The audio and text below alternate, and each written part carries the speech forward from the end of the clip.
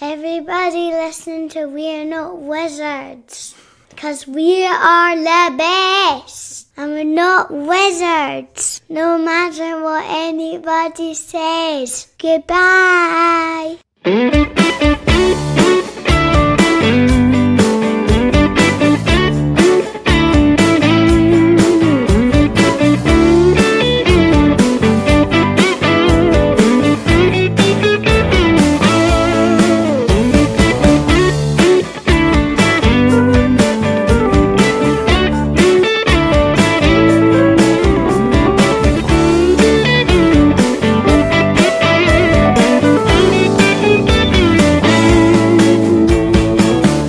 I don't know. Is this even started? I think this has started. We can just edit stuff in. Do you know, this is what happened when Jesse was on. You started talking. It's just like, do you know what it was?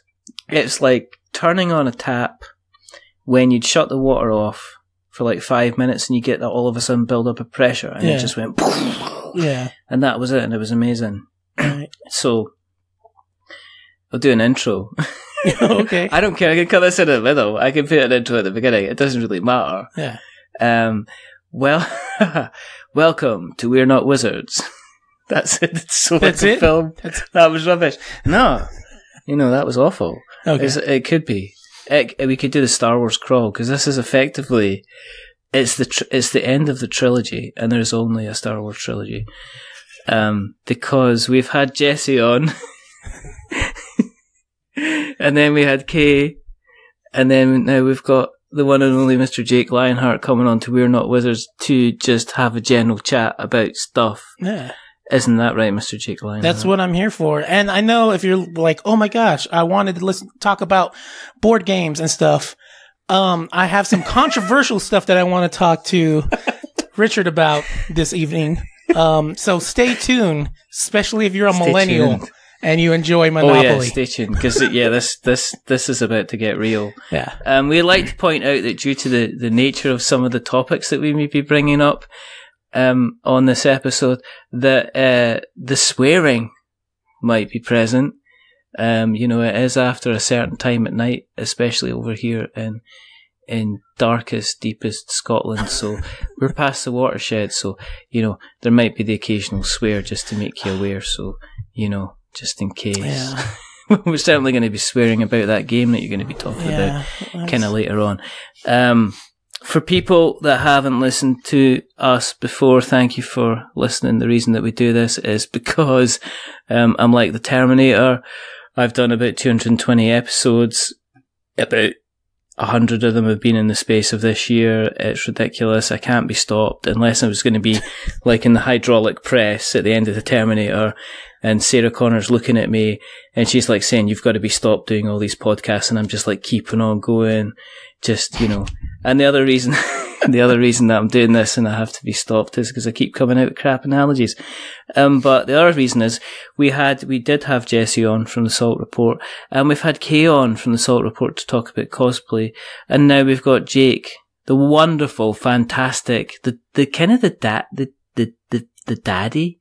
The dad of the Salt Report. The daddy.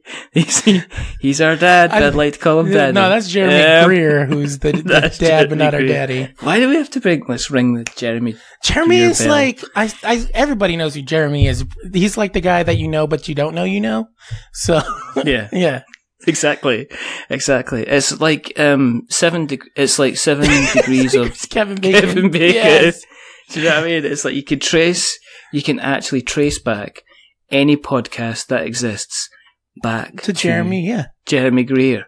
Because do you hear he interviewed Danny O'Dwyer? Yeah. And I thought it was funny that he was like, special secret guest next week, and then Danny O'Dwyer's like, it's me, bitches! So... He totally please cover. It's like that. It's like you've gone down to like see what your Christmas presents are, and your mum and dad's kind of like wrapped them up in cling film. So you've gone down there, just sitting there, they're totally see-through. It's like he's like, special secret guest, and then Danny's like, surprise. All right, everybody. I was so happy to be involved in this show. And Jeremy's like that. I can still edit you to make you sound stupid. Yeah. No, I mean, that must still be an amazing feeling, though, for like somebody that everybody likes to be like, hey, I was on this podcast. And you're like, what?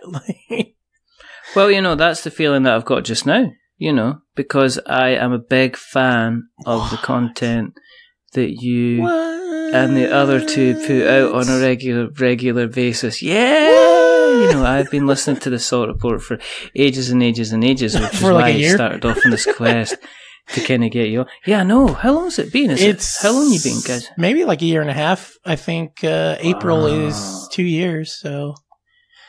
And we're like at episode 74. Wow. So... Well, I can't talk. We take our breaks.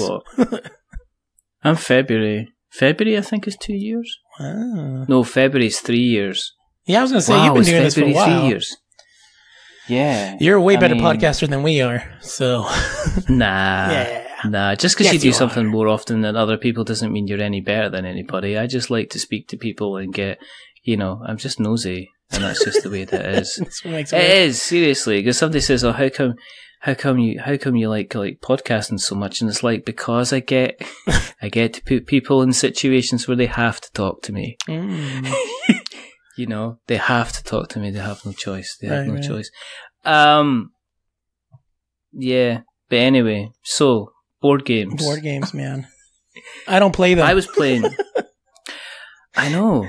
And that is just it's not because I don't want to. It's that, I think in the hood, people are like, no, we don't play board games. We don't got time for this.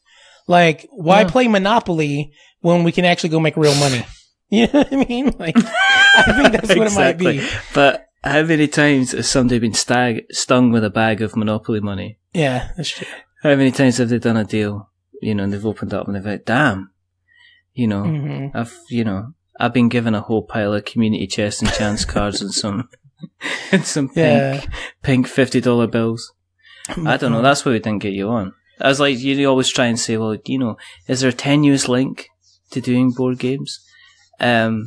But it's not. As I say, this is a special thing. Yeah. It's about the ending of the trilogy, so it doesn't need to be. But yeah, no, it's all good. I'm fascinated though, because some of the board games you talk about are really cool, but I'm just you need people to play, and none of these ghetto people want to play with me. So, and then I think about D&D. I'm how am I a nerd that's never played D&D? And it looks like there's no opportunity for that to happen, because I would imagine being in a room with somebody to teach you would probably be the best way to do it. Not like that, you can't do it over the internet, but I would imagine hey, no, this is what you do, blah, blah, blah. You want to do this. Probably a lot easier than over Discord or Skype or something. But you get groups that do play online. Yeah. But I think it's one of those things where you've maybe done it before. I mean, the first game of D&D I ever played was on a face-to-face basis, and it was just a general kind of role-playing game. Mm-hmm. And I remember I went for about 2 sessions and it was very dull. I didn't go back because the guy was so fixated on figures and numbers and stuff like that there was no story. It was all about, it's I sit up in bed, if you could roll a dice. It's no, I'm not going to roll up dice for sitting up in bed. I don't want to be. And that was kind of what it was, which kind of stopped going back. But you do get these online things. I think Roll20 is one of them. And you can actually get people that kind of play online. But you're right. For you starting off with a group and getting your stuff together, I think it's better to have somebody saying, right, you should be doing this and you should be doing that. Yeah. Because your Roll20 stuff is, a lot of it's automated, so you kind of get around the kind of the dice rolling. But then again, it's the whole thing is, how do you sit a friend down and say, actually, can we get some cardboard to the table? Because a lot of the time they would just turn around and say, well, first of all, I don't like Monopoly. And secondly, we're not kids. Right. So why are we, and I think one of the things is the board game, I mean, from somebody who sits outside the board game hobby, who doesn't have much of an, I mean, what's your thought? I mean, what do you see when you look at the board game hobby? I know that you listen to me now and again, but what, as somebody that's staring in, is it an accessible thing to get into, looking from the outside for somebody to think in it, or is that just a mystery, a kind of a misnomer that we've kind of, as people in the hobby, have decided, well, we want to think we're accessible, but maybe we're not as accessible as we'd like to be. Yeah, see, like, that to me is, like, the interesting part of it, because, like, you know what I mean? You'll watch stuff like, well, like Critical Role and all these, like, shows for that, and then, what was his name? Wesley from Star Trek has his tabletop game. Yeah. And so you watch these with all these, like, hey, they bring on YouTubers and celebrities, and, you know, they have role-playing games or, like, whatever type of games, and they look fun, but then, like, I'm in the situation where I'm like, oh, like, of my friend group, I might be the nerdiest one, so they would be like, no, I don't, you know, no one that I know plays board games, other than it's like, hey, it's Christmas. We've got, you know, of course, everybody brings that up. Monopoly. What's another one that they bring up? Maybe, is it Taboo or something like that? Or, what's the one with the, Cards, you have your phone. Cards Against Humanity. Yeah, not even Cards. See, that's the thing. Nobody that I know plays Cards Against Humanity. Not even that game. Yeah. One of the ones we had got was like a card game. And I'm totally spacing on what it is. And it's like kind of like, it was a Kickstarter too, where it's you do voices or accents. And so you'll pull out a card that says like, oh, Southern accent. And then you have like kind of like your shuffle of 5 cards, and you have to pick, kind of like the best like thing to say in that accent. And a lot of them are like outlandish, like, you know, like, I don't know, you have Southern accent and you have to say like, you know, I got burrito junk down my top or something. I don't know. But like, that was like kind of funny, like everybody trying to do accents, and it's like everybody sucks at it, or somebody's really good at it, you know? But other than that, like, no, like some of these like fun games that you talk about, or that you do voiceover for Kickstarters. Whoa.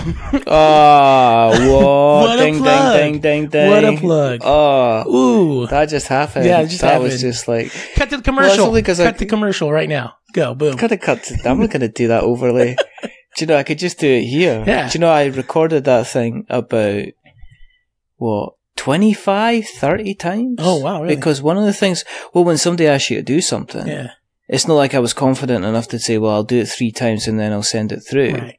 I kind of did it a couple of times and said, okay, here's a sample.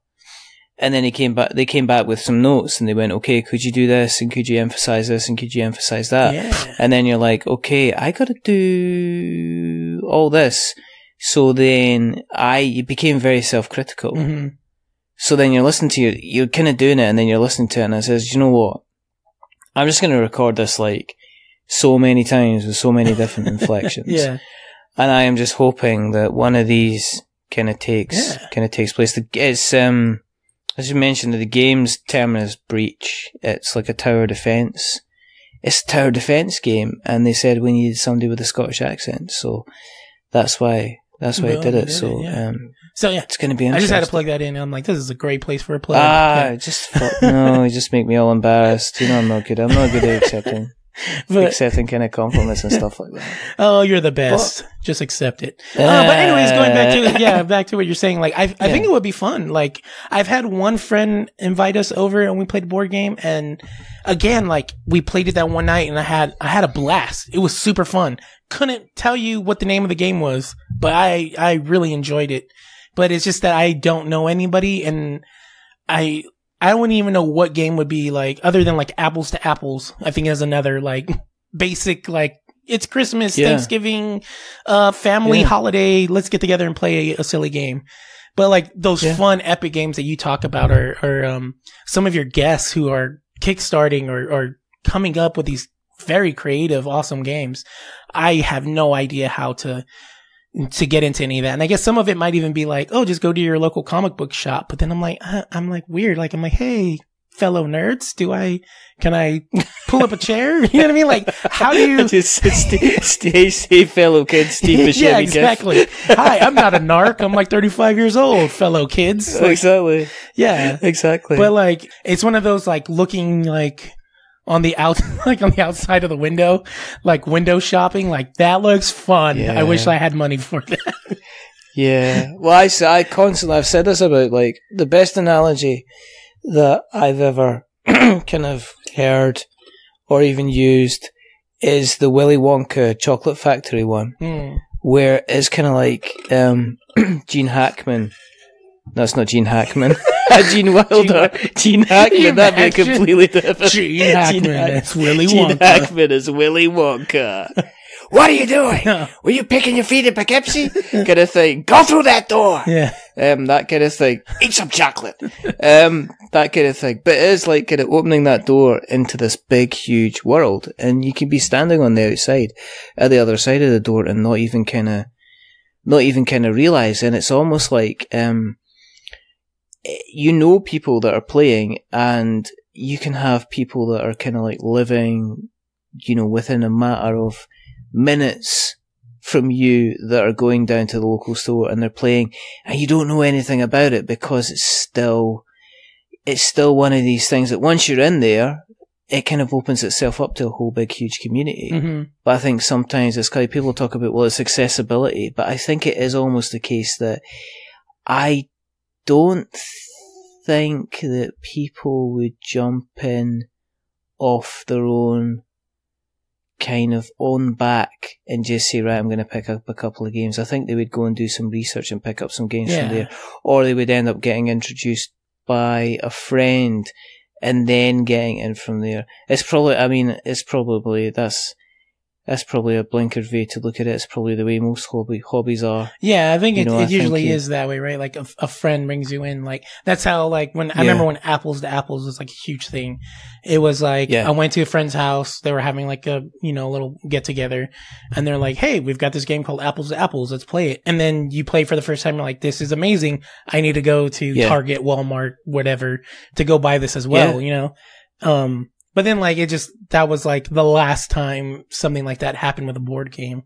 I mean, the only other one was, like, I was in, like, kind of like the Target, area with the board games.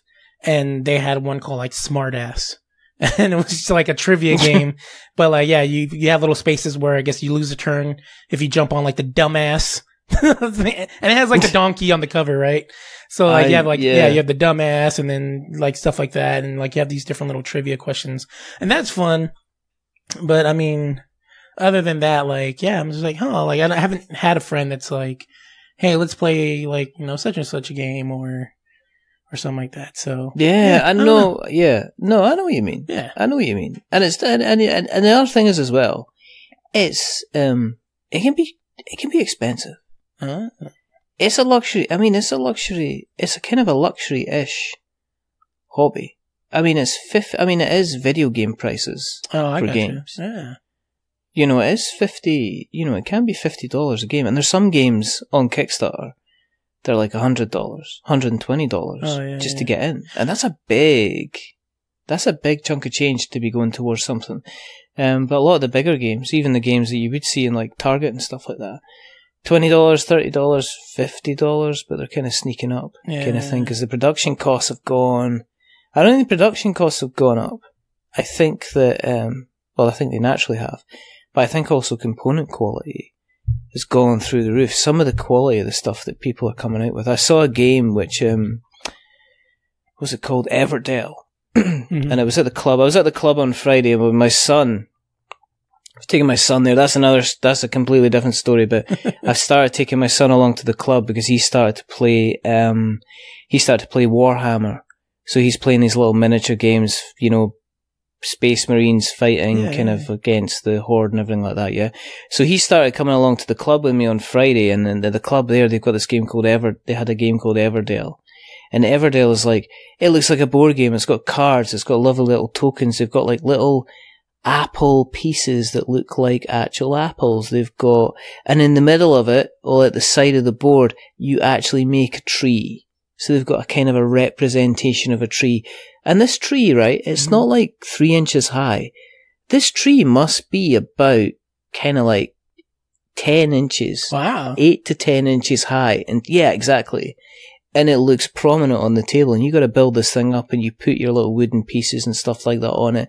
It's kind of like, I think it's like a crafting game and a hand management game, which means that you've got, you get given cards that you then have out in front of you, and the different cards that you have, it allows you to create and mine for resources, and resources you can use to kind of score points. But in the middle of it, there's this great big, huge cardboard tree. And I'm looking at that and I'm thinking, yeah, I remember back in the 80s and the 90s, kind of like, I remember kind of like the bigger showboat games, your Lost Valleys of the Dinosaurs and your Hero Quest and everything like this world. But we seem to be entering into where production values are so high, and that's kind of adding like a premium on the game. And, you know, it's becoming, you know, more and more kind of difficult to, I guess, to keep up with the new. If you imagine, look at it this way, it's imagine going on the PlayStation Store every day and buying like 5 games to keep up with what's happening in the board game community. Because at the moment, they're releasing game after game after game. There's a lot of games kind of coming out, and you're just sitting there and you're going, oh. And, you know, every time there's ones that you buy and they're fantastic, and there's other ones that you buy and you're like, oh, thanks, an avocado. Because I've seen that. Yeah. I've seen that, you know. But at least, you know, you can own a board game even if you can't own any property. Yeah. Because I saw this, and you said you wanted to talk about it. Monopoly? I thought this was a meme, a joke, a gaffe. I couldn't believe this was real. And then, like, sure enough, like, I even took screenshot. Did you read the back? Or read any of it? It says, Monopoly for millennials. Forget real estate. You can't afford it anyway. Wow. Like, what a freaking slap in the face. You can't afford real estate, millennials. And then like I gotta read this for those that like haven't. It says, adulting is hard. You deserve a break from the rat race. Live a little. Collect experience points by visiting the hottest destinations, from your friend's couch to the vegan bistro to a week-long Mediterranean retreat. Set the trend. Collect money from players who visit the destinations you discovered first. Win. The player who collects the most experience, not the most money, wins. And I have to say, one of the like little like you know, like, oh, are you going to be the dog? Are you going to be the car? Are you going to be the boat? One of them is a hashtag. Yeah. Like, because, you know what I mean? Like, hashtag Monopoly, hashtag millennials, hashtag we can't afford real estate. Wow.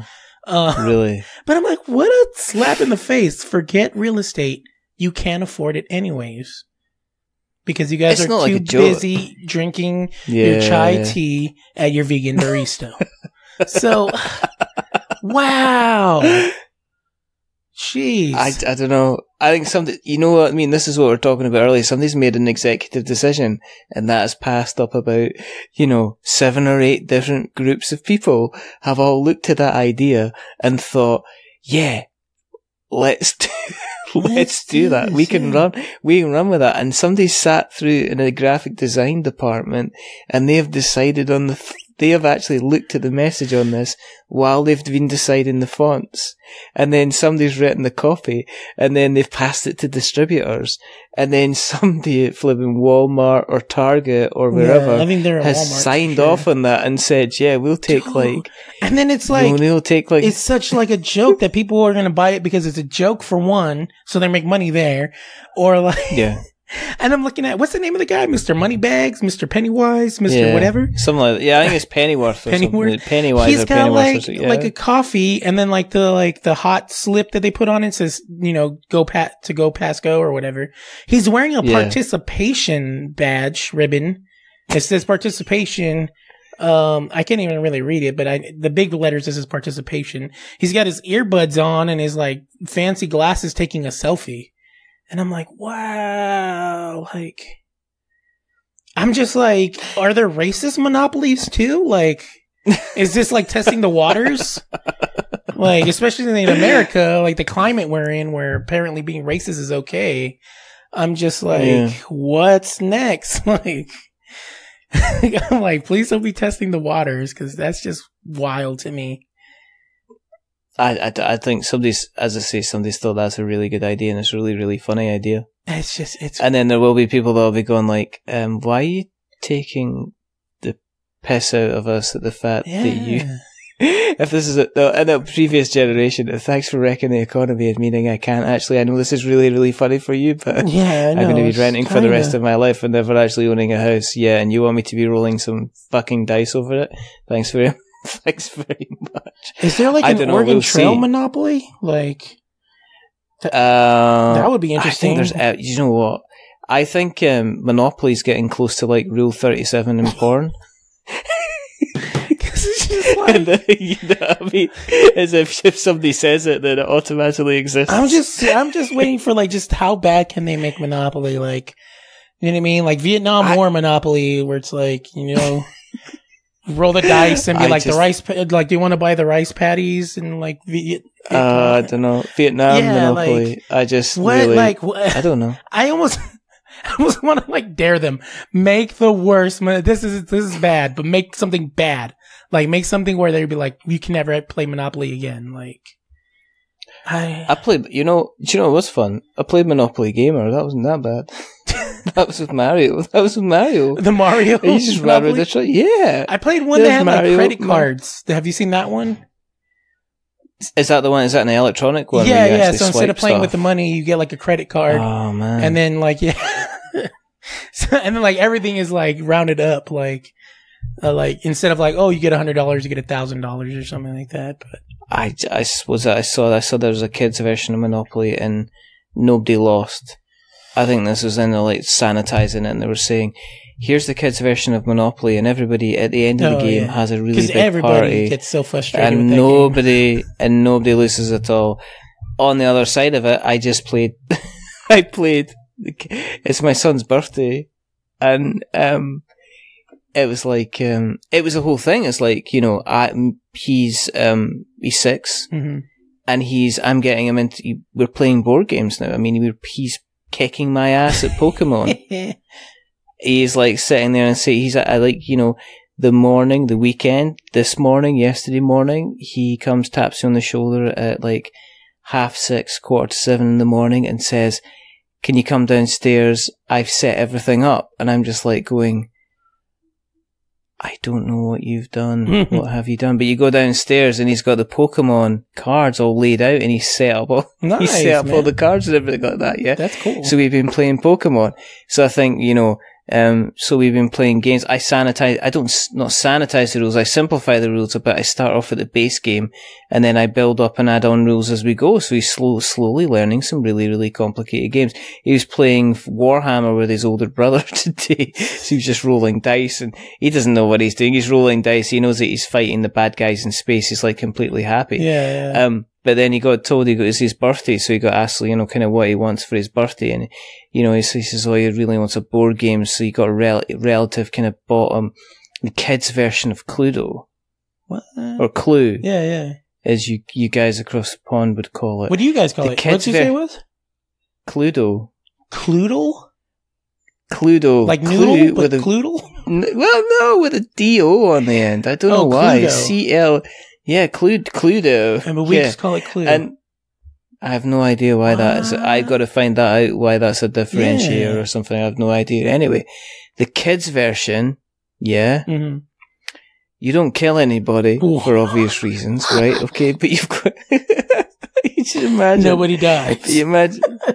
nobody dies. Everybody gets through. But you got to find out who ate the cake.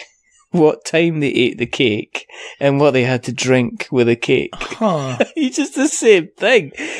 But nobody gets murdered. Nobody gets murdered unless they find out who ate the cake. I guess that's kind of a cute way to teach them the game. It's kind of. It's not like the Monopoly where everybody wins. Like somebody's like, who ate the damn cake? That's a big deal for a kid. So I can understand, like, with us, like, we're adults. Murder, that's a bit, we have to get to the bottom of this. It's the same thing with kids. Like, are you serious? The last piece of chocolate cake? We got to get to the bottom of this, guys. But then again, once he found out who ate the last bit of chocolate cake, potentially you could move on to the next game and say, okay, who murdered the person for eating the last bit of chocolate cake? But it was like, that's what was going on. And so it was fun. I mean, I can only imagine you like telling your son that, like, you really like the cake game. Well, let's step it up a notch. Murder. Let's go. Someone died for that piece of cake, son. Let's find out who did it. Let's find out who did it. Yeah. Let's move on. I wouldn't know how to, I don't know, because like, it's like a kind of strange kind of, dialing it back to, and this is when my board game snob comes out, and it's like, it's kind of strange dialing it back to a game that kind of the entire kind of rules for the game appear on one sheet within kind of like 2 paragraphs on a piece of paper. But then on the other side of it, I played a game on Friday night. We played a game called Ravage Dungeons of Plunder, and those rules were on about 3 pages, and it was like going about as a group of orcs fight. You were like doing it from the orcs' point of view, so you're trying to go about a dungeon, try to collect teeth by killing enemies, but occasionally an adventurer would rock up, you know, like a barbarian or a elf or even a wizard, and you had to go and kick their asses, and it was so much fun because we got because I got the wizard and we made him cry. Nice. which was kind of how it was. So I don't know. Millennial. I don't know. I think it's it'll probably sell a lot because I think people are buying just say, okay, let's see. And then there's like so many collectors because there's so many collectors versions of the game too. So it'll make money. It's just to me. I just feel like millennials get such a bad rap, and it's just like you realize like they're going to be running the world, not far off. Like it's pretty interesting. Like maybe we should be like like bringing them up with us, not like trying to poke fun at them every second of the day. But I mean, if they do something funny, then yes, let's all point and laugh. But at the same time, it just concerns me that I'm just like, especially with that, like, you'll never own real estate because you can't. You're a loser. You're too busy with, your social media. So just enjoy experiences. And I'm just like, come on, your social media and your 3 jobs. Yeah. And, and your vegan barista, what was it? Bistro. I'm sorry. God, what's the joke? Like, houses aren't selling because millennials aren't buying them, and I know. And it's like, well, they don't have any money to buy anything, so are you kind of expecting them to do? Especially when you're like, we want like somebody to have 5 years of experience for this job, but it's like, if you don't hire me, I'm not going to get experience. Like, how am I supposed to get this experience in the wild? Like a wild experience has appeared. So like I get, you know what I mean? Like bringing back the Pokemon. Wild experience. My group, exactly. And then you get the dink. Oh, sorry, it escaped. Yeah, exactly. I used my Pokeball to capture some experience. I'll be back in 2 years. Me and Ash Ketchum. Except Ash Ketchum would have he is traveling the world. That poor kid can't get a job. All he knows is catching Pokemon. Like, he has no other social skills. Like, what does he do for money? Just Pokemon. Like, what does he do for? He has to capture these poor, cute animals and sell them for like blood do you think money he sells or something. Them? Do you think there's an entire dark version of Pokemon? Oh, totally. Like where he's like selling off Bulbasaur leaves off their back, and like elephants and their ivory. Like it's like Bulbasaurs and they're like petals. Wow. Yeah. He's down the market like selling Magikarp. Yeah, exactly. Do you want a kilo of Magikarp? People are like sniffing Magikarp scales and stuff like that. I know. That's probably not his first Pikachu. It probably isn't, yeah. He's probably got gloves. Oh man. He's got there's a nice scarf set going about that's made out of Pikachu. Oh my god. Yeah. He's got Pikachu. He's got Pikachu fur. No, he's probably using them. He probably sells them to like local municipals as power sources. Yeah, I know, breeds them. It's like, how does Ash Ketchum get his money? Because let's face it, he's traveling the world. And they're always eating. And you telling me that they can just go to those Pokemon hospitals and they just like hand over their Pokemon and they do it for free. Right. There's no way. You can't do it in game for free. He's a Pokemon How'd you get money in game? I never thought about that. He's a Pokemon poacher. There's an entire dark Netflix series like Castlevania. That's waiting to happen. Can you imagine he's like taking pictures in the wild with like a Charmander, like holding its head up like a prize, like, just like, how like those like really bad people hold up the lions and stuff like that, but it's like Ash Ketchum and a Charmander or something like that. Like except what he does before it passes away is he lights a cigar on its tail. Because obviously before the tail light goes out. Oh yeah, exactly. He just like puffs away and then he takes a selfie. and because obviously bad people smoke. So he's got an entire kind of like photograph album of like bad things that Ash has done. You know what I mean? And that's what he does. And then he gets his cap and he puts it on backwards. Yeah. And this is just a whole range of, I don't know. I am looking for an official explanation as how Ash Ketchum gets his money, because something's going on. Yeah, he's a child in the wilderness of Pokemon. He's going about, and where's his, where's the parents? And exactly. Weird. What's his name? Dr. Oak or something like that. Who's this guy? Yeah. Why are you talking to children, my dude? Like, where are the parents? I don't know. Are they just happy for him? I mean, let's face it. The Pokemon series lasts for months. Oh yeah. I mean, he's walking about. He's not like he's going home. He's getting the bus. He's going out there. Yeah. He's going out there with no money, no food. Right? Boy never wears a jacket. Oh yeah, he's got the cutoff sleeves, right? He's not even prepared for the rain. I mean, do you ever see him wash? I don't see him have any clothes. Probably stinks. I mean, no wonder. The freaking kid smells like booty walking around trying to chase Pokemon. This is a bit. That's how he attracts them. He's just smelling like farts and corn nuts. He just smells like fungus. Yeah, it smells like feet and freaking Doritos. Just like everything. Well, that's what he would do because he's a young kid. Yeah, he'd just be good about eating crisps. Yeah, that's what his diet is. It's like sodas and Doritos and just dies of scurvy because he's not had vitamin C in about 3 months because he can't remember. Eating. Yeah, it's like eat an orange, Ash. Like, Jesus. Eating the still beating heart of a Clefairy as he sells it up. Yeah, he's like savage. A vampire. Eating all. He's just a terrible man. I'm kind of glad the series. I don't even. They're just going to keep him going. Oh yeah. But we need dark Pokemon. Yeah. We have questions. I have questions. I need answers to kind of what's kind of going on. Yeah. When you were growing up, because I mean, obviously you're saying, well, the board game side of things it's just not a thing that happens. Yeah. But you said that music, I mean, one of the things that you do, and we'll be making sure that, there's so many links going in these show notes for to your music stuff. Cause you do kind of music, you do a lot of that thing where you talk very rhythmically over music and beats in the background, kind of rappy, hip-hoppy type stuff, which you young kids are doing. The young millennials that don't have money for real estate listen to the type of music I make. Yeah. Exactly. My favourite tracks you've done is the one that you said. It's called A Pile of Avocados. It's one of my favorites too. One of my favourites that you've done. But actually, now I need to go write that song because it's not real. Pile of Avocados. And featuring Filthy Wizard. You could just have Kay in the background going, "Oh, an avocado," and just sample that and just have that all the way kind of through. The hip hop stuff, and especially the rapping kind of stuff. How long have you been doing that for? How do you kind of get into that?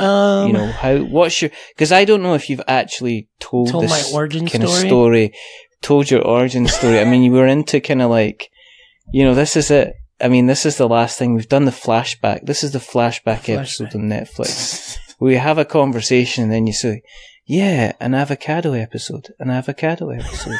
An avocado episode. And then it goes, and you're just back.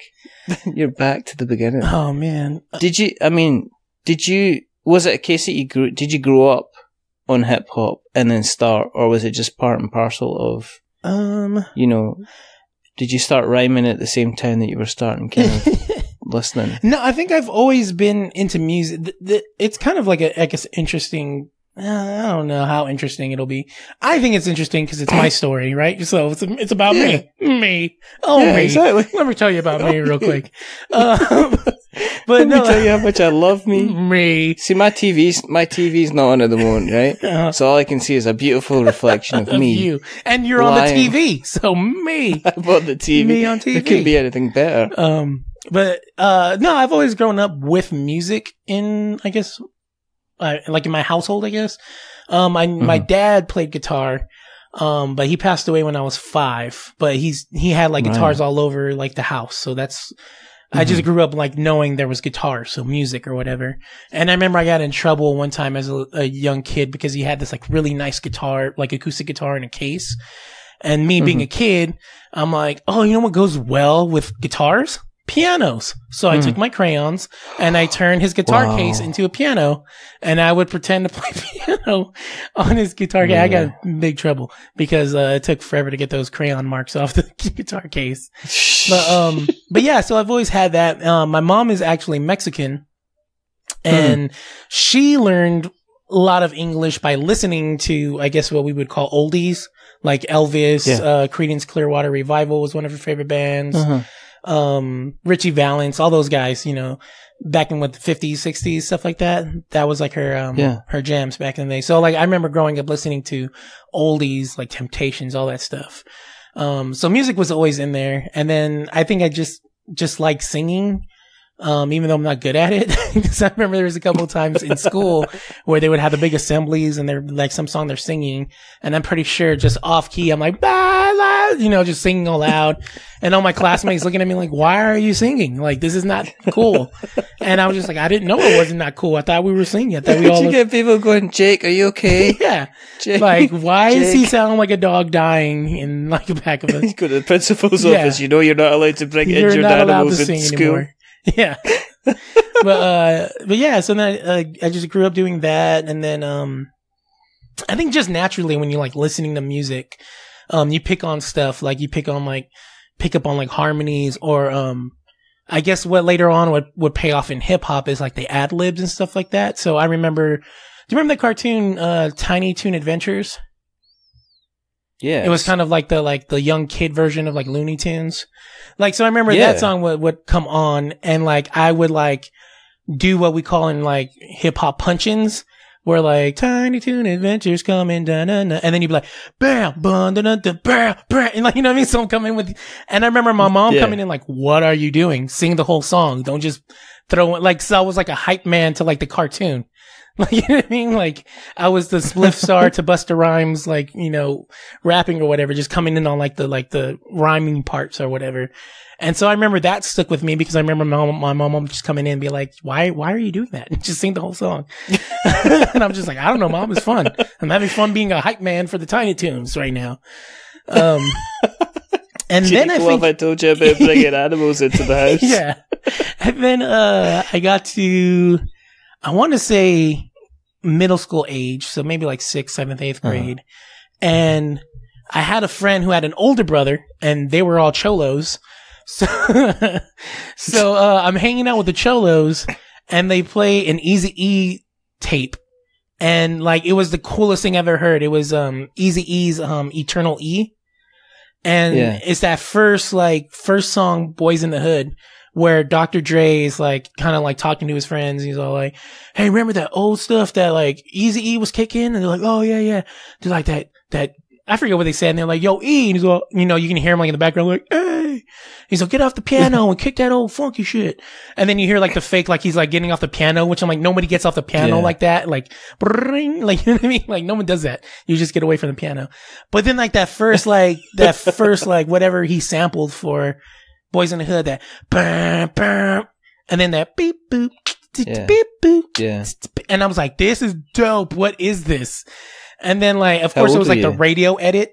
So it was like the Boys in the Hood are always hard. You come talking that trash and they'll pull your car. So I didn't even know they were cussing. Yeah. But then like, how old were you at the time then? I mean, I must have been like, how old are you like in like 7th, 8th grade? Like maybe like 12, 11? Yeah. Something like that. And I remember just hearing that and just thinking that was dope. And then like, then I found out about like NWA and stuff like that. And I'm like, oh, these guys are cool. And, I remember there's this like compilation tape and there's this guy named Just Ice. And then I don't even know if anybody knows who that guy is, but he had like, you can say my name Justice or you can say Just Ice. And I'm like, that's dope. I didn't even think like, you know, I'm like a young kid. So I'm like, I didn't even think of your name that way. Holy crap. Way to blow my mind. Justice or Just Ice. Like, you know, And then so I just started like. How long did you spend afterwards trying to write another name that was just like double meaning and stuff like that? Like I actually ended up having a name. One of my first rap names was like that. It was what was it? I have to wait, hold on. So I'll get to it because it's ridiculous. It's ridiculous. Okay. I want to hear this.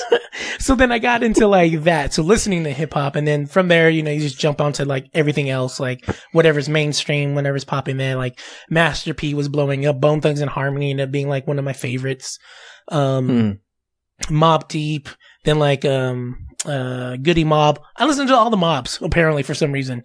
Goody Mob, Mobb Deep, all those guys. And then I think I was in like 8th grade when I was like, yo, it's time. It's time to do this. So then we started like writing rhymes and stuff like that in 8th grade, but like I wouldn't tell anybody. And then me and my other friends kind of like had like a group called the Road Dog Thugs, because apparently you had to be a thug. Even though like we totally weren't thugs at all. Like we were the nerds in the hood, but we were the Road Dog Thugs. And then my first rapper name ever was Ghetto Thief, believe it or not. Apparently I had a problem with kleptomania back when I was 12. And they're like, you're Ghetto Thief. And I'm like, that's cool. Because then if I'd ever do an album, I could call it Grand Theft Audio. I was like, GTA, video games, boom.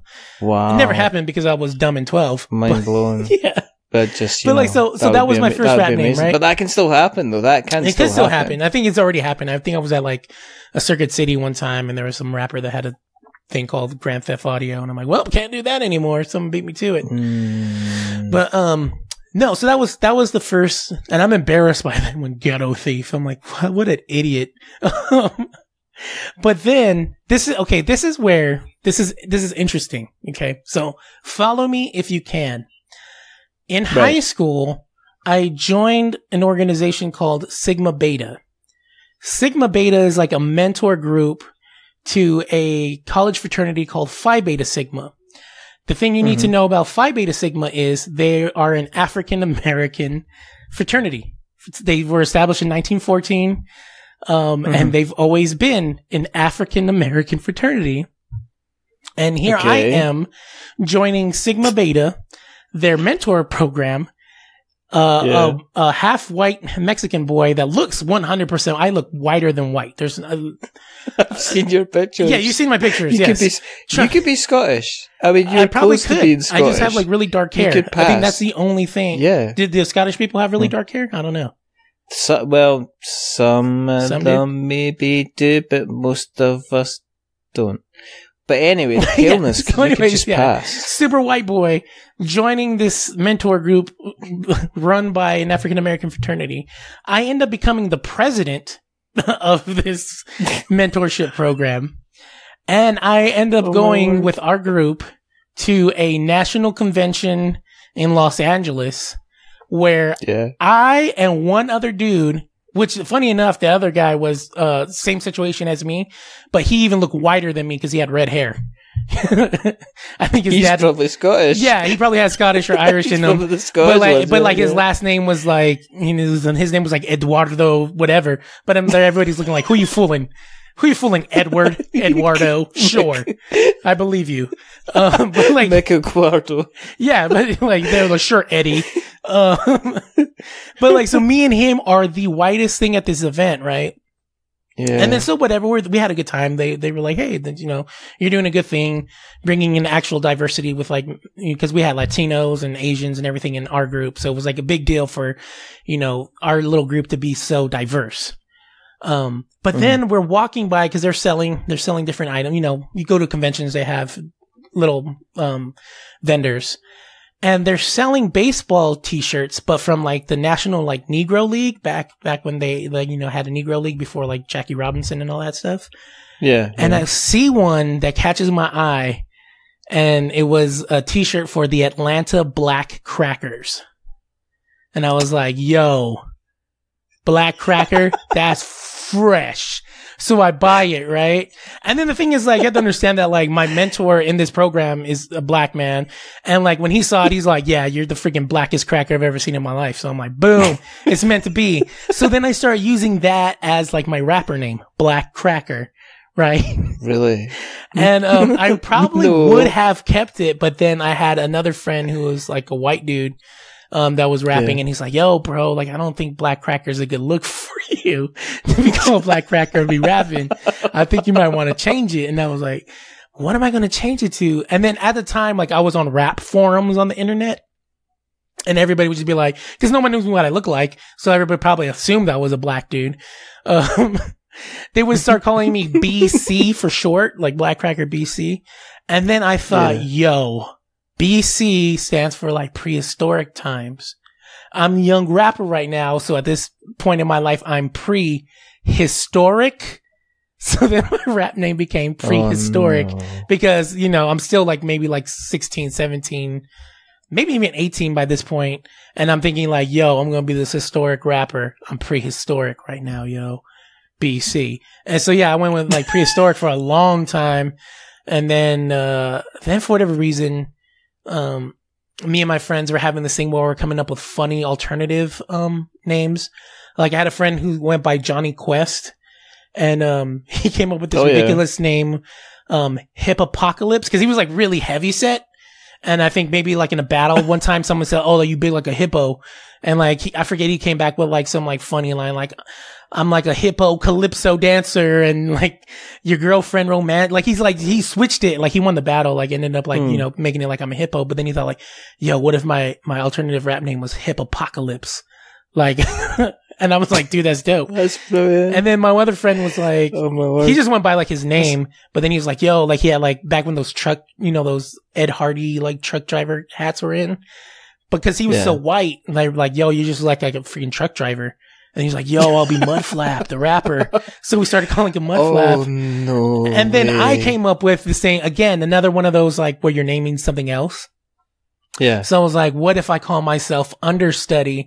Because I'm always under, you know, I'm studying. I'm always studying. So I'm always under my studies, getting my bars better.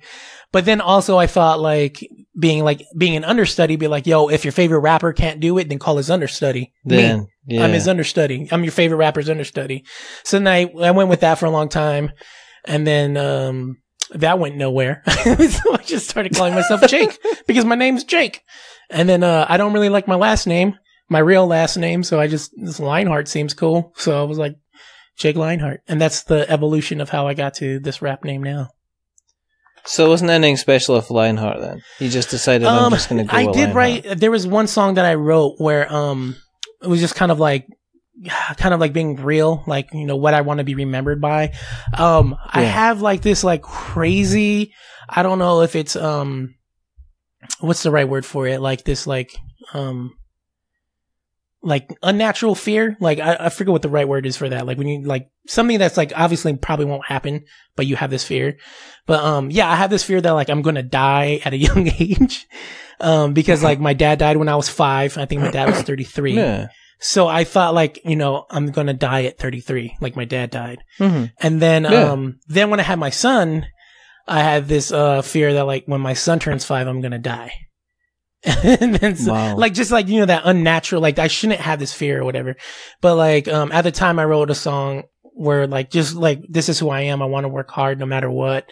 Like, I understand there's better rappers, but like, I want to work harder. And one of the lines that I said was like, I will be a man remembered with a heart of a lion.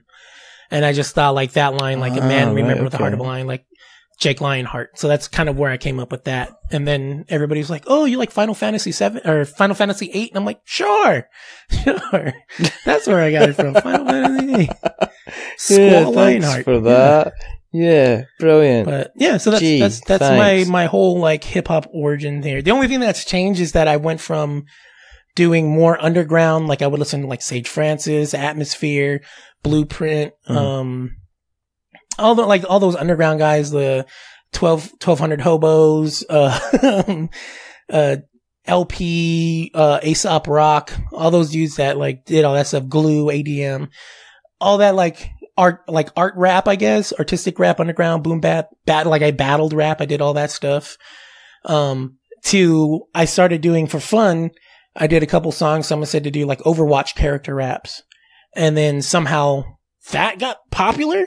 Like I actually got featured by Blizzard on their BattleNet, where you can launch it on your computer if you're playing online. Yeah. And then that was like the first time I found out like, oh, toxic people are real, because they came and told me that I should die of cancer because I shouldn't be rapping about like cowboys on Overwatch. And I'm like, wow, this hurts. I just made this for fun and for my friends, but thank you for making me feel like garbage. But yeah, so I did that, and then I've had like a song on like that video game Warframe. I think I was like 9th place in the contest they did recently. I've done some really cool stuff for independent comic book people, like people from like Oni Press, and one of my friends right now, they have a couple volumes out called Junior Braves of the Apocalypse, which before that one movie came out, the Boy Scouts and Zombie Apocalypse, or whatever that one was that came out not too long ago, they actually had their comic book, I think, already in the works. So it just kind of like worked out where I think maybe people think that's a tie-in, but they're completely two different things. But I did stuff for them, and so somehow I've found myself in like nerd rap. But I just like rapping. I don't know. Yeah, nerdcore rap. Nerdcore. Has your style changed? I mean, over the years. I mean, because you see, I mean, obviously people have a tendency to kind of reinvent themselves once they've been doing stuff for a while. Yeah. Because, I mean, unless they're wanting to grasp hold of the first thing that kind of made themselves popular, but you see it all the time. You see it like, rappers going down a certain way and then all of a sudden swinging back and saying, oh, we're going to bring it back to old school, or I'm going to bring it back to the original stuff that kind of got me famous, kind of thing. Has your style changed over like the years then? As you've been... I think so. The thing that I think that's interesting about nerdcore right now is that a lot of it is stuff that people have been rapping about for a while. It's just like, it's been undercover. So like most of like the underground people, or like people that you say like are abstract, have always been like dropping like these nerd references. Like I'm thinking of like Del the Funky Homo Sapien, who I think most people might know from either the Gorillaz, like that Clint Eastwood song. Yeah. But like he had a thing called Deltron 3030, which is the whole idea of like the album, which is a phenomenal album. If you've never heard it, do yourself a favor, open up Spotify, Deltron 3030.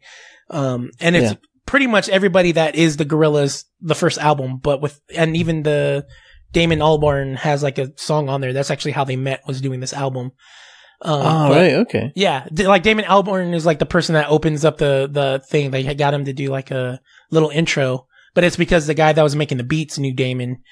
And then that same guy knew Del, and that's how they're like, hey, we should do this Gorillaz thing, and you should be the voice of the ghost, or whatever. But like that was a whole concept album about the year 3030. He's this rapper in like a anime mech that's driving around the galaxy.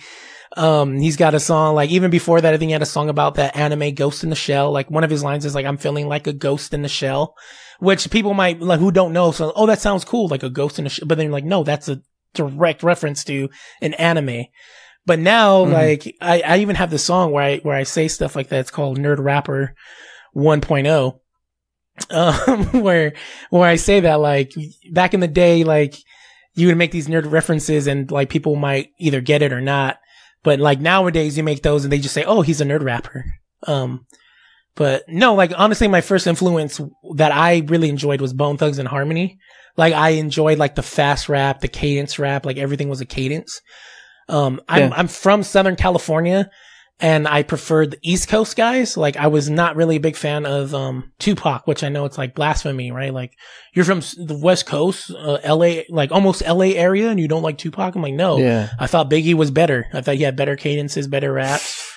Yeah. And like, I just couldn't really relate to Tupac, where like I'm chubby and Biggie's chubby, so I can kind of relate to And I'm like, I really kind of relate to him. And then also you had like, there was also like Big Pun and all this like cooler stuff coming out from the East Coast, like Wu-Tang and all this other fun stuff where like here was all gangster rap. And so I'm like, I'm not really like I grew up with like cholos and gangsters. I'm like, it's not fun. Like, I don't want to listen to music that glorifies these dudes that like bully me. So, yeah, so like I think when I was coming up, I more rapped like that. Then I got into like the battle like scene. So then I like everything was like a battle rap. Like everything was about cutting somebody down or being the better rapper, having the better bars. So I mean, it's like I take it as just like you're just facing off with somebody, and there's somebody you putting a beat in the background, or you're doing it a cappella or whatever, and you're just kind of facing off and just saying stuff kind of back and forth with kind of each other. Then yeah. I mean, and see, with me though, did you have? With mine, it was you always had the beat and it was always freestyle. I think the thing that's interesting now is like you'll have the acapella ones, but they're not freestyle sometimes. A lot of times it's like they have like notes on the people and then they have all these like bars written out pre-battle. And I find that interesting. Like even now, like when you say, let's get in a cypher, like there's one that I'm honestly contemplating and doing. There's like this geek cypher that like all these like predominant like YouTube nerd rappers did. But I'm like, they're all written raps. And I'm like, to me, like a cypher is just like a fun freestyle session. That's what a cypher was. Like there was a battle for freestyle, like battle raps. And then cypher was just like, yo, we're just gonna get together and just spit whatever freestyle you want to spit. And so that to me, it's weird that now, like even mixtapes weren't about like, that's just a solo album. Mixtapes used to be like, this is one song from one artist, another song from another artist. And they were actually on cassettes. So it's just weird the way how hip hop has changed. But like, that's when I'm kind of like, like, should I do this? Like, should I just do an old school, like just record myself doing a freestyle or just do what they're doing? Cause the cypher to them is just written bars. So, yeah, but no, it was all about like, you had the beat and it was literally thinking on the spot, how can I out rap this person? Like, whether it be their name, calling out, obviously, like to prove that you're actually freestyling, like like this is not, you know what I mean? Cause that was the epitome of like what a battle was, to prove that you're making it up on the spot.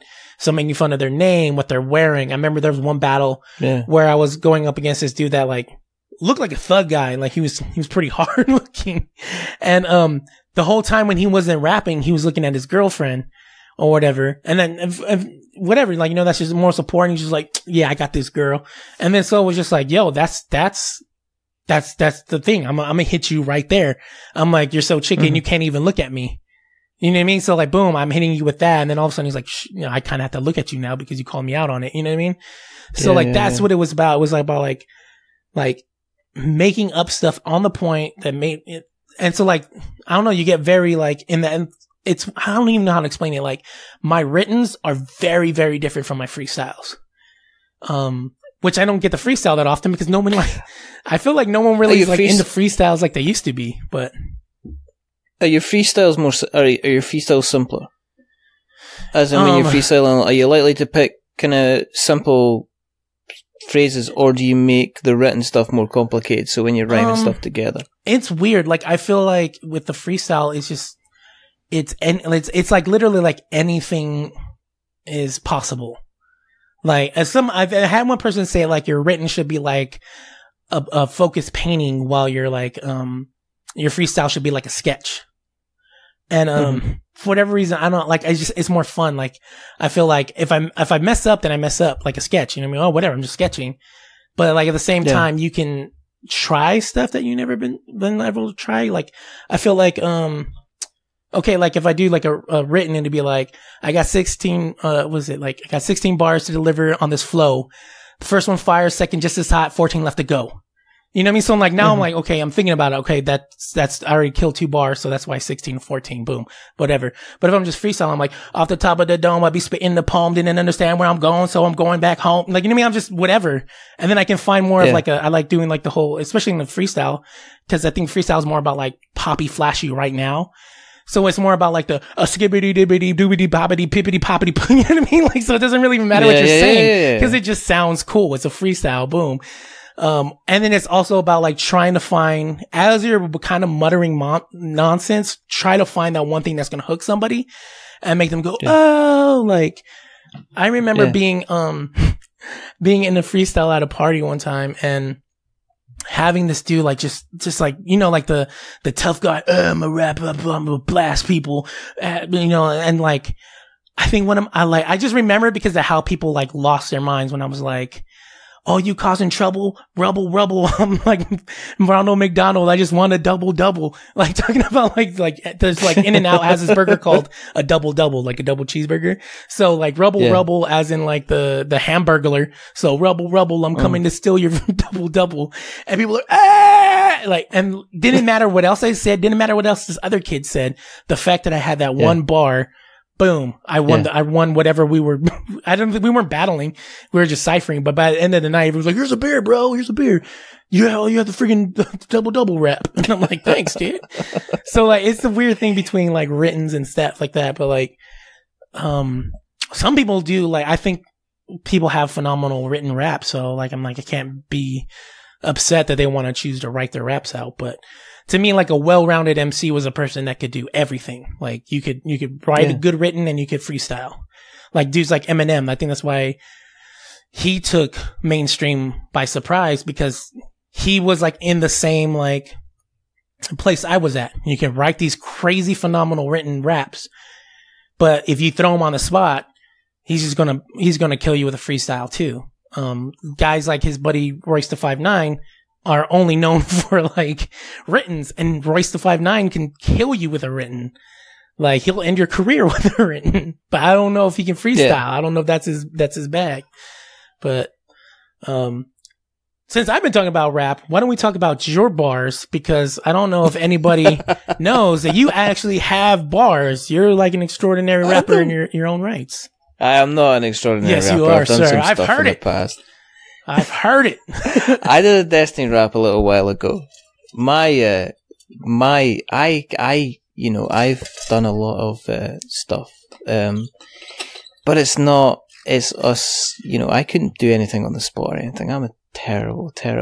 My problem is I'm a perfectionist, so I would go back and do it again and do it again and do it again and do it again. Because my intro to hip hop was NWA.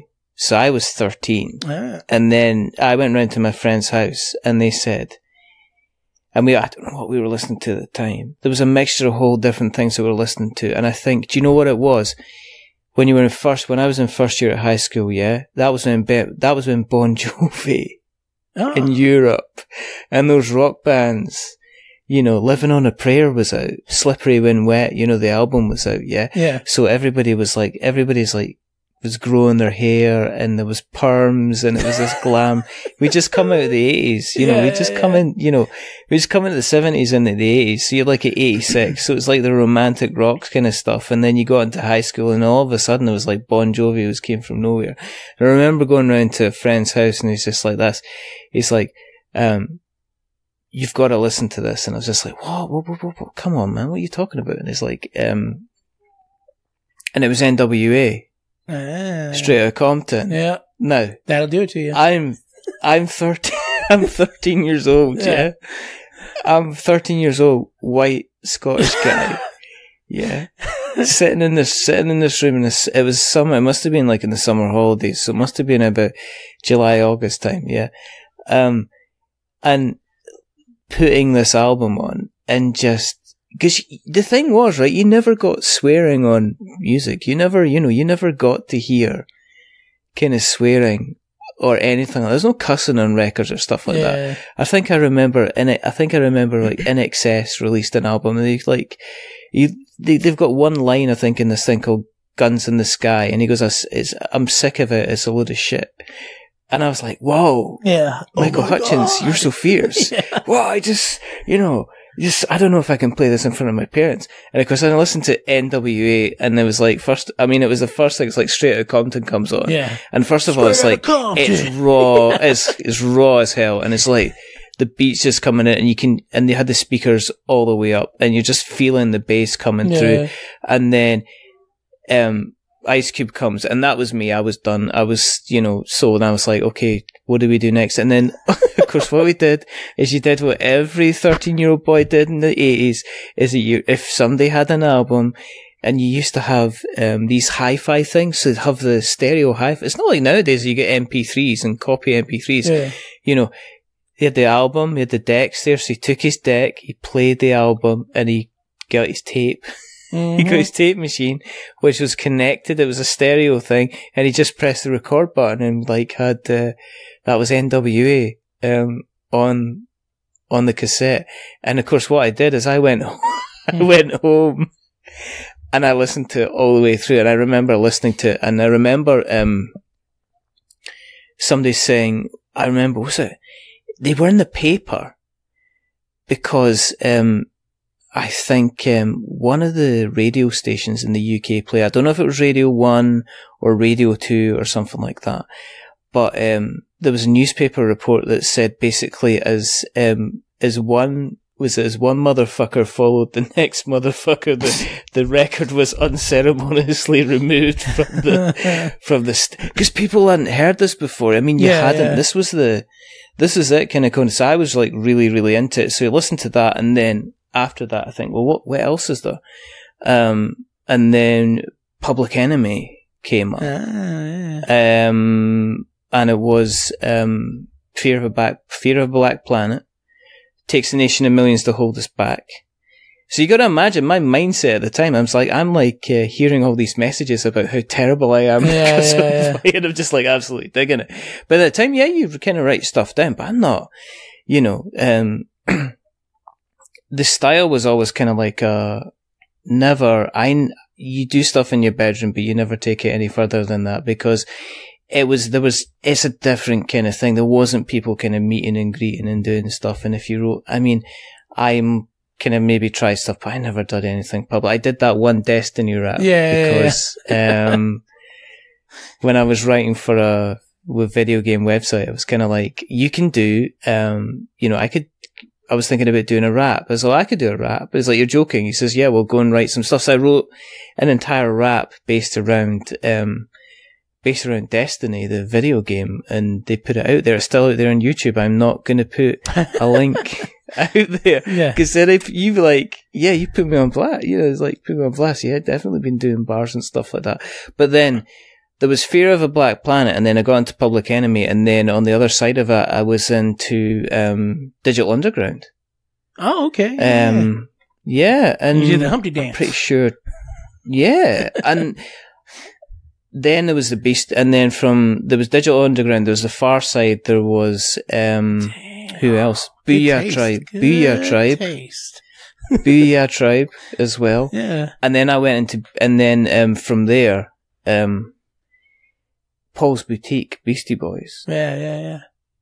And I remember we had the original CD, and at that time, when you folded out CDs, the cases, the inlay, they were thick. Yeah. And the reason that they were thick is you could take them actually out, or cassettes as well. Yeah. Cassette tapes. It wasn't necessarily CD covers. They'd forgotten about that.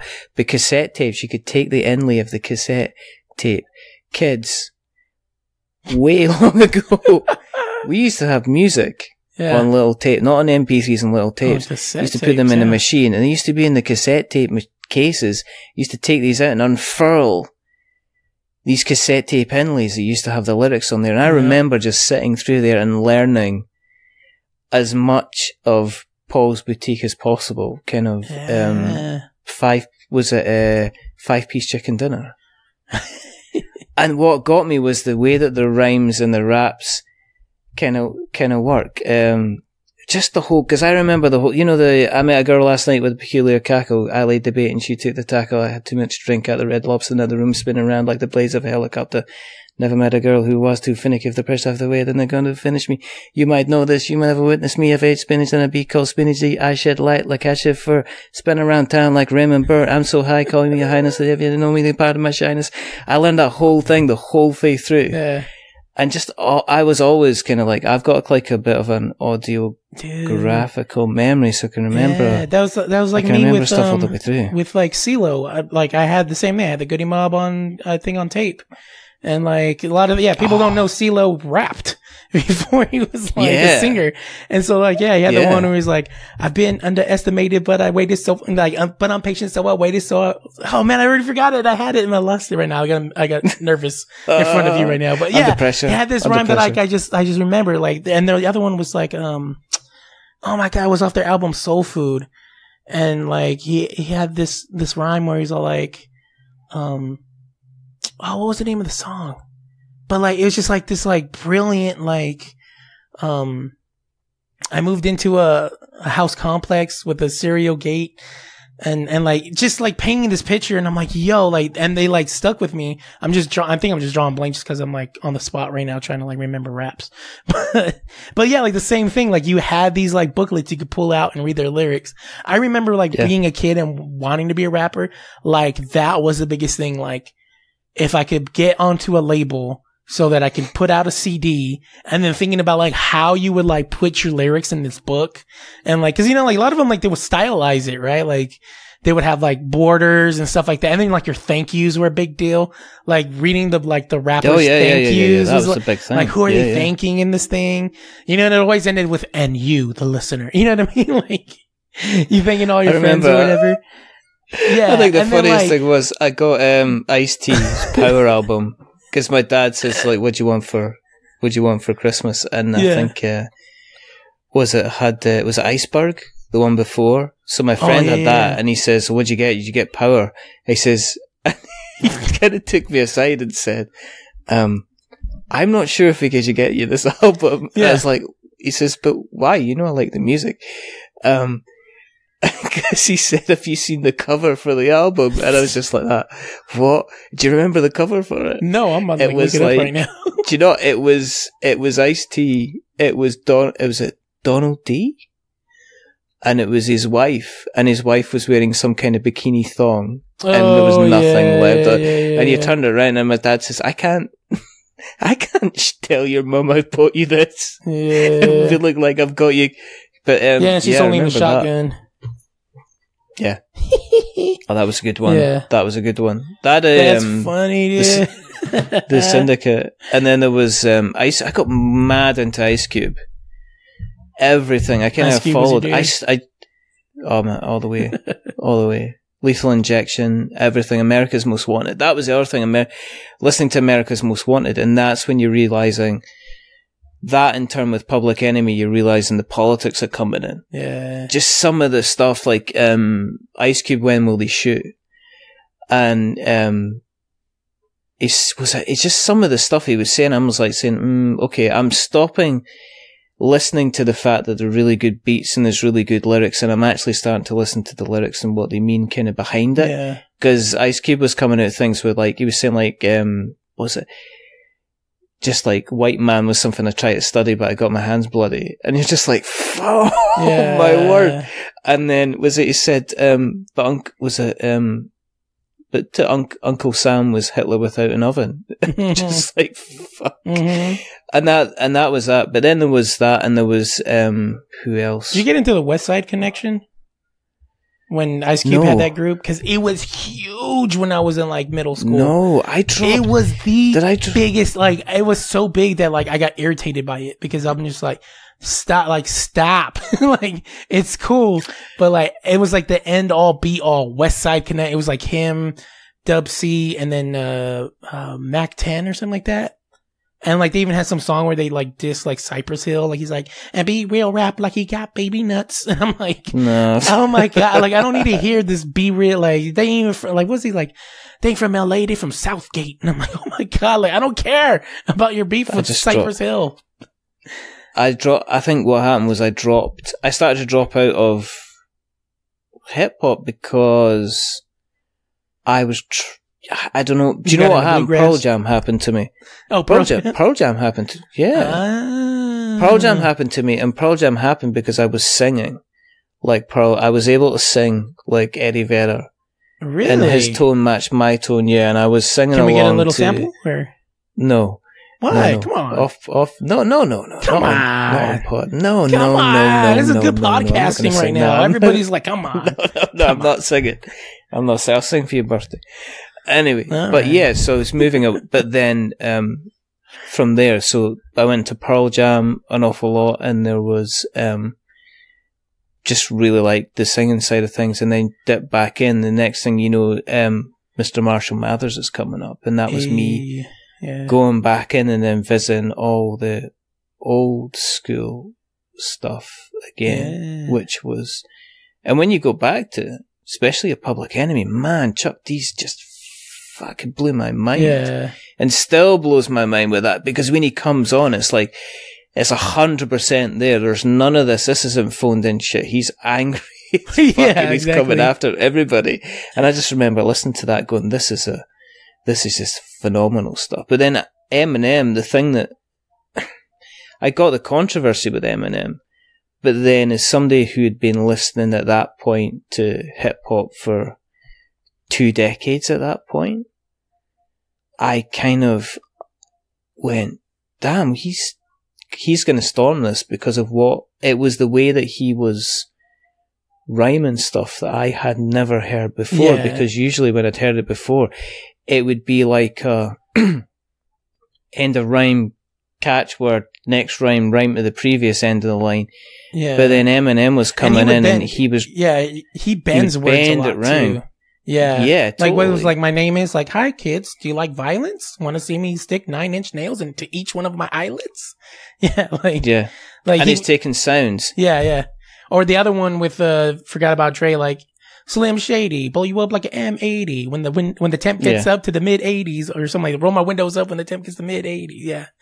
So it's just like calling men ladies.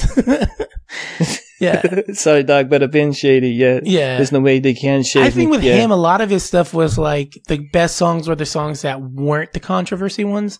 Like on that first album, the one where he was getting bullied. Was it like, I got brain damage? I got beat up by a kid named D'Angelo Bailey. Exactly. Like those songs to me were like, yo, this is genius. Like he's telling a story. His other stuff. But then he got famous because of the controversy stuff. But he got first because of the controversy, because he says, "Oh, look, here's a white." But then he's on the Marshall Mathers second, well, the last one they did before the latest one they dropped. Rap God was just, well, the whole thing. I mean, it's just the same. Him going back into.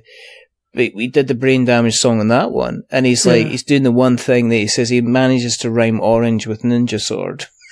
It's just like, what are you doing?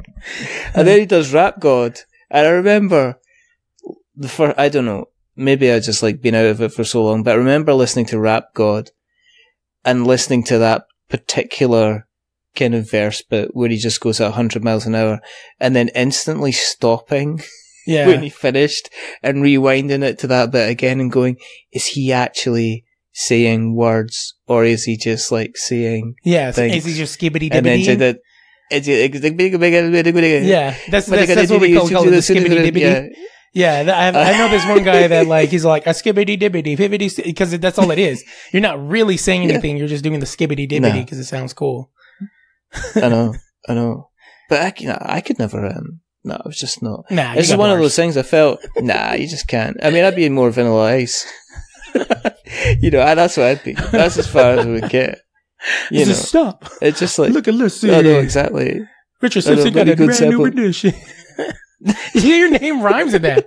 Richard Simpson got a brand new edition. Is he going to stop? Just no.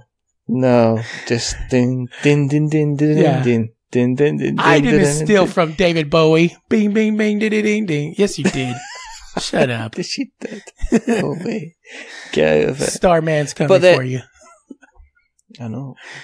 But you're going to continue with it? I think you're just going to continue with it. I mean, is it a hobby, or because you've got the stuff where people giving you money for it now? See, that's the thing. Like, it's always just been a hobby, because like the dream was like, the dream was always like, I'm gonna get on a, like, especially back then. Like back then, like you had to be on a record label and do that whole thing. Now it's like literally you can be a 17-year-old with a face tattoo and a SoundCloud account, and next thing you know, you're on tour the next day.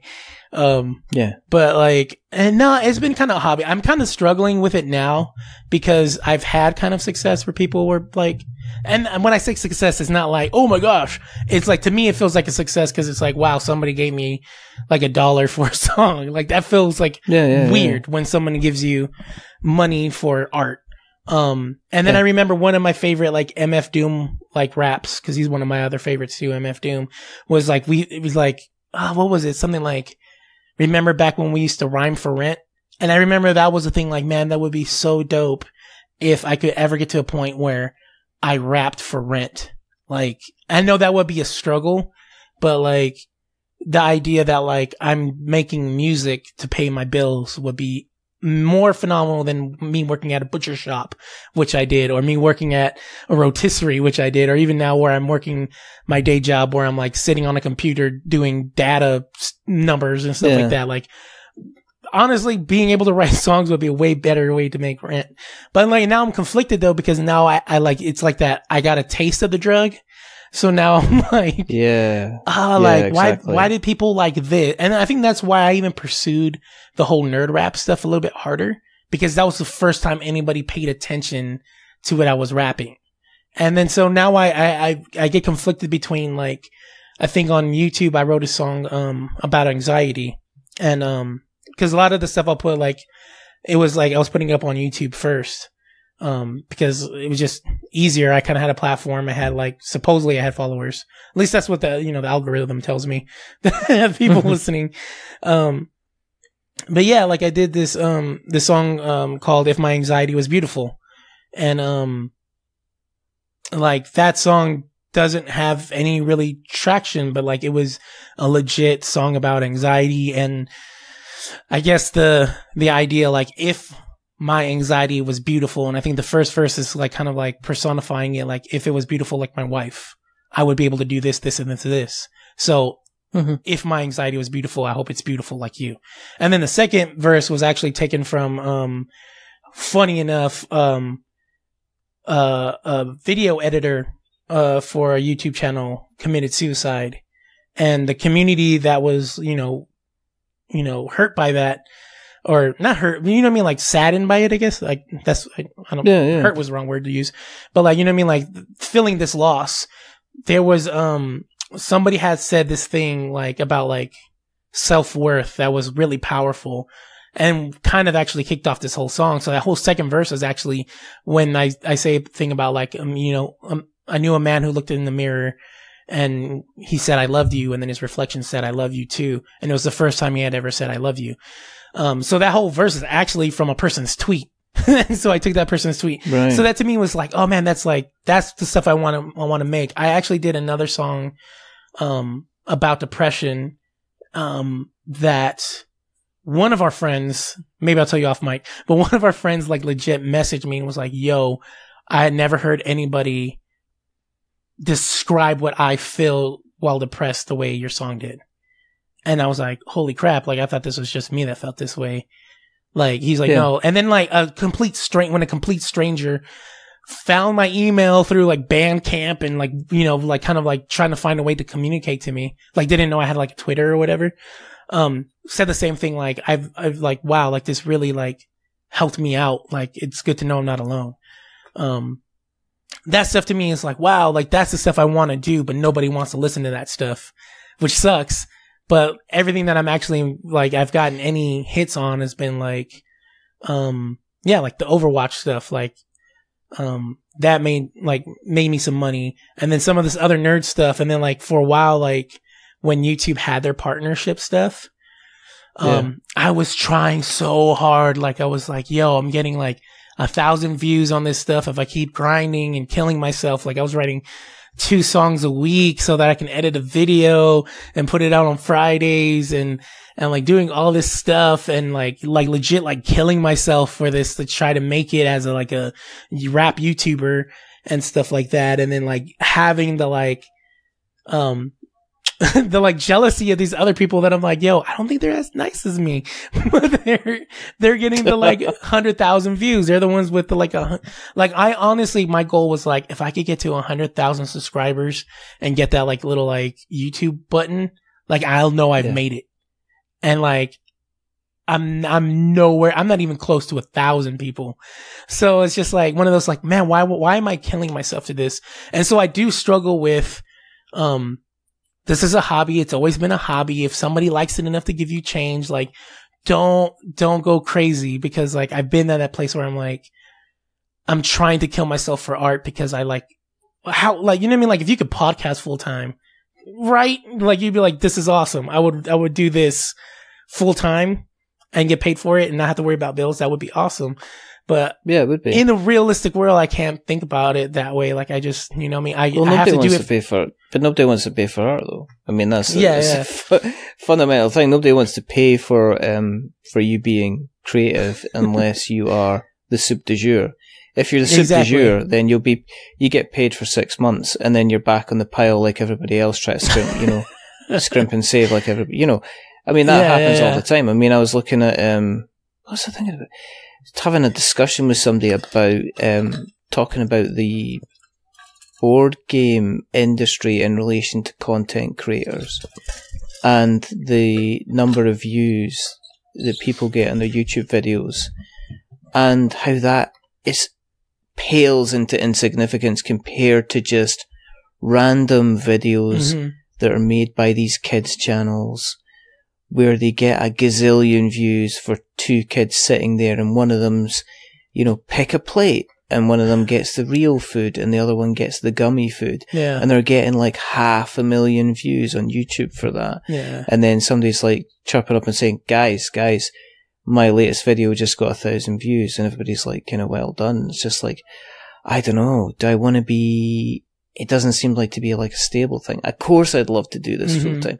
My problem with, if I get into anything, is I end up putting an awful lot into it because I want to get noticed, because I like the attention. Right. And that's that's as honest as I can get. That's as honest as I can get. The reason that I do this podcast, and the reason that I didn't just sit around and say, do 3 episodes and then me and Colin disappeared or whatever, is that I was wanting to say, well, listen, if I'm going to do this, let's see how far we can take it. And that's that's where it is just now. I would never ever be the type of person that would try something and not hit it kind of as hard as I could, which is strange, because then ultimately you're leaving yourself to be let down when you're sitting there and going, why aren't I doing this kind of full time kind of thing? And which is a strange situation to be in. It's like a struggle, right? Because it's like you do it because you love it, but at the same time, that part of your ego is like, notice me, senpai. Like, I mean, there is. Yeah, totally. There's a serious part of me that's just like always like, do you know what? You should do what you should do, which is to get it to a certain level and then just say goodbye. Don't wait until you get annoyed or depressed or pissed off, or you're getting to the point where you're saying, damn, I wish I'd never organized this show tonight because I can't be bothered. It's like, stop when you're kind of, stop when you're feeling you're satisfied and you've done a good, you kind of done a good job. And it's just it is a total kind of like, am I doing this because I'm just wanting to do this? And I think you're right. I think that the difficulty is when you hit something and you hit something successful and you do something, and you're like, damn. It's like at the moment, there is a game on Kickstarter, called Catacombs 3rd Edition. Mm-hmm. And it's got our logo on the front of the box. It's got the We're Not Wizards logo is on the front of the fucking board game box. And it got sent an email saying, oh yeah, you've thanks for your support. I know you guys really, really like the game. So here it is, the latest version, the Kickstarter version. Here's your logo on the front of the box. It's next to the Dice Tower logo. It's next to Shut Up and Sit Down. It's next to the Board Game Geek one. And I'm just like that. I don't know what to say about that, because I'm kind of like, you get that imposter syndrome. It's like one of those strange things, if you want to be noticed, you want to be successful, but at the same time you're turning around and saying, I don't think I deserve to be noticed or successful. Yep. And it's just like, I get what? that too. And then like, Like when I just know, even it's like people like box. legit, yeah, and they just like legit like, hey, compliment, and you're like, but am I real? I'm sure you got the right email address. Yeah. That's funny though, right? Like how like one moment your ego's like, notice me, and then the other like, are you serious? You want to notice me? I'm not sure. And I don't want to notice. I'm sure you were talking to the person in the much nicer jacket. Yeah. Than I'm definitely wearing. That's funny, dude. Yeah, being creative is weird. It is. Speaking of being creative, the Salt Report. Let's touch on that. Podcast idea. This podcasty thing with lots of kind of geekishness, and generally it's one of my favourites. If it's late, it makes me cry. If I get a shot of it early, it makes me cry because it means I've listened to it early and then I have to wait an entire week for doing it. Obviously Kay's been on the show, and obviously Jesse have been in the show before, but once again, if you've not listened to the Salt Report, please go and just listen to it. In fact, if you just go ahead and, miss out our next couple of episodes if you don't have time to go and check out the Salt Report, because it's generally just fun and nonsense, and it's just very, very good. And I always enjoy it because it's not like, it's just so funny. I just genuinely, if I've had a crap week, I just put it on and I'm just like, this is just so funny. And there's rantiness, but there's seriousness, but there's generally so much. We're so much all over laughter the place. going on. It's so brilliant. It's fun. It's so much fun. It's fun for that. Like, I honestly thought we were going to be this like video game podcast. Like, that was the idea when we started. Was the Salt Report was supposed to be, let's talk about the good things we liked about video games we're playing right now, and then the things that make us salty. So that's why where pre-salt and salt came from. Was supposed to be, we're supposed to be this video game. And then somehow it just turned into this, like, maybe we'll talk about video games. Maybe we'll talk about Venom porn. Maybe we'll talk about, some kind of, like, news thing that happened in America because Alexa played Despacito. Yeah. Or like talk about cryptids, you know what I mean? Or I know, just the whole thing. Or but like it's incredibly good. It's incredibly good fun, and that's the main thing. And it's not. There's not like an agenda behind it. It's just like people who are genuinely concerned about certain things that are happening, and just saying, right, okay, I want to be able to go to the cinema and not have somebody have their mobile phone in my face. Yeah. Or I want to be able to go to the gas station without having somebody be, just very, very strange. Or, it's just everything. If you want to hear about Kane talking about the cosplay, if you want to hear Jesse talk about comics and video games and, as you say, Venom, and then just, check it out. And where can you find it on the internet webs? Mr. LionHeart, sir. Yeah, I mean, if you want to go directly to the site, it's thesaltreport.fireside.fm, and then that'll just take you to like all, the actual thing with our, I say our bios, but Kay still has to send me one for her. But like, it has like our thing like that. It's got our links. It's got, Twitters and all that other stuff. But yeah, every episode is there. We even have like a little blog section. We don't really keep up on it, but you can find some of like our Twitch streams and different stuff that we've put in there. But that would be like the easiest place. But if you're like on iTunes, just go over to iTunes wherever you're listening to this podcast or probably are. So yeah, like if you're on iTunes, just type in the Salt Report. If you're on Spotify, you can type in the Salt Report. I think the only place we're not is like maybe like an Amazon or something like that. Well, they've got everything else. Yeah, but everything else, you can just Google the Salt Report and one of our things will pop up. But, and where can we find your stuff? Where can we find you, your music? Oh, no, that's up. And your new tunes. Yeah. You can, if you want to talk to me on, Twitters, I'm at Jake_LionHeart. And if you want any of my music, it's all free. I mean, there's some that are 100% free because of like different things. Like I have probably one of my best albums is based on the video game Bloodborne. I'm not sure how many of your listeners like Bloodborne, but if you enjoy that video game, it's probably one of the things I've worked the hardest on. And I was very fortunate to get this Japanese artist named Hako I believe that's how you pronounce it, Hako, to let me use their art. But the stipulation was I couldn't make money off of their art because I didn't have money to pay him for the art. But at the same time, they didn't want to be like, well, wow, this is cool that you did a whole album. So I guess the deal is, yeah, go ahead and use whatever art you want, but you can't really charge for it. So it's free, but it's one of those where like I put so much thought into it. There's like, I know Bloodborne is kind of based on this French movie called, The Brotherhood of the Wolf.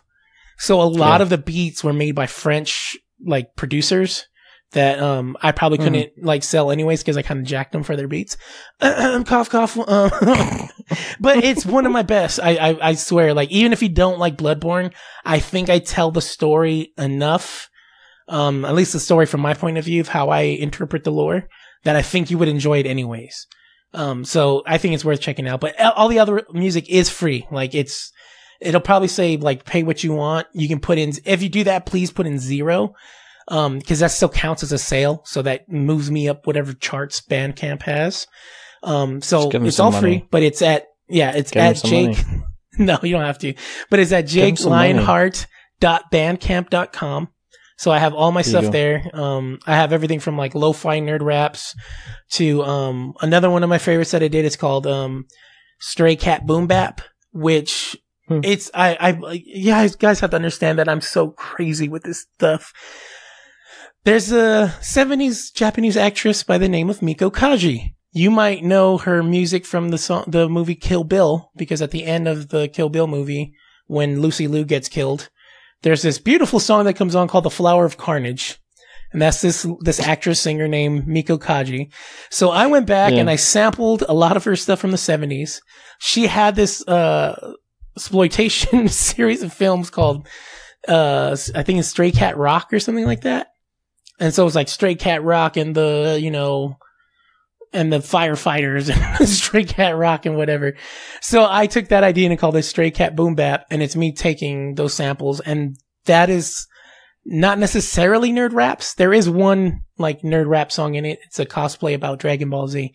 But the rest of it is all like legit, like trying to be boom bappy raps. So that's another one of my like I worked really hard on and I'm really proud of, and I don't think nobody really listens to it because it's not like the other stuff I have is like Overwatch. My Overwatch stuff's pretty popular.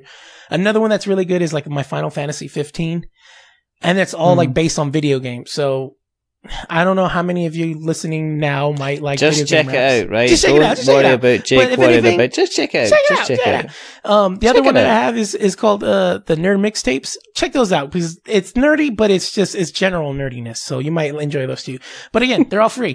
I know Richard's telling you to pay me. You don't got to. Just put 0. Enjoy. Just give him money. Just give me a download. That's all I honestly care about. It's cool seeing that like, hey, this person downloaded it. Thank you.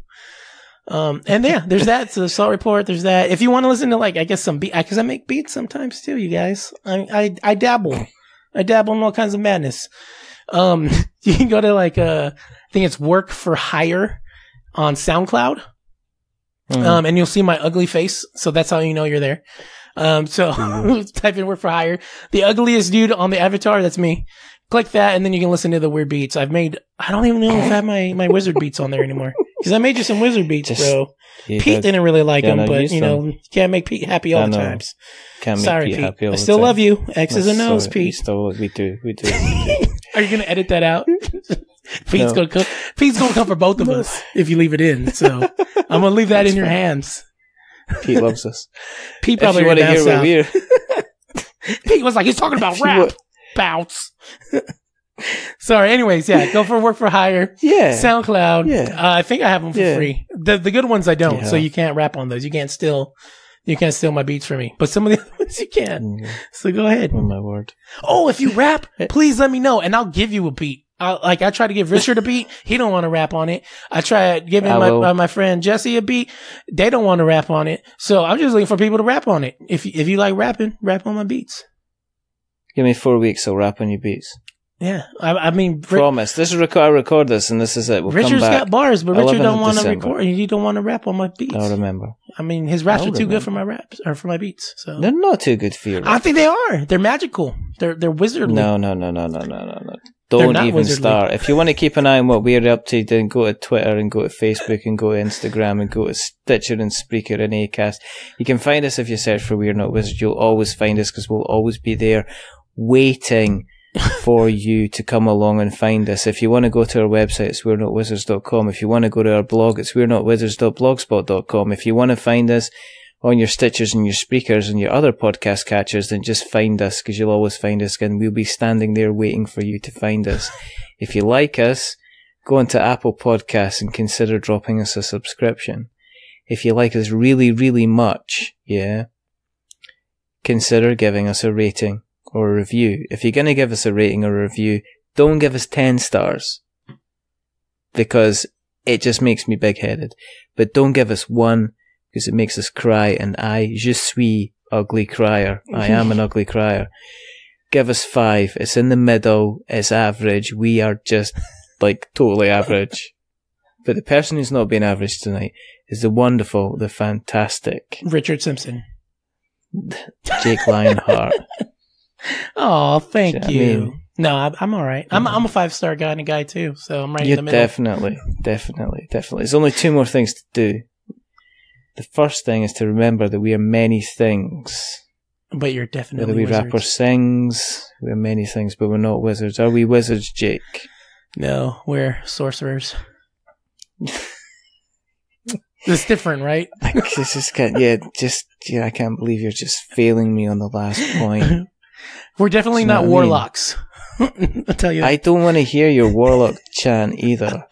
You can get back and take that at the back, Jack. Well, I'm not the wizard Pendragon or the wizard Jenkins. I'll say that. Oh, for goodness sake. Okay, and the other thing is to say goodbye. So it's a goodbye. Say goodbye, Jake. Bye, Jake.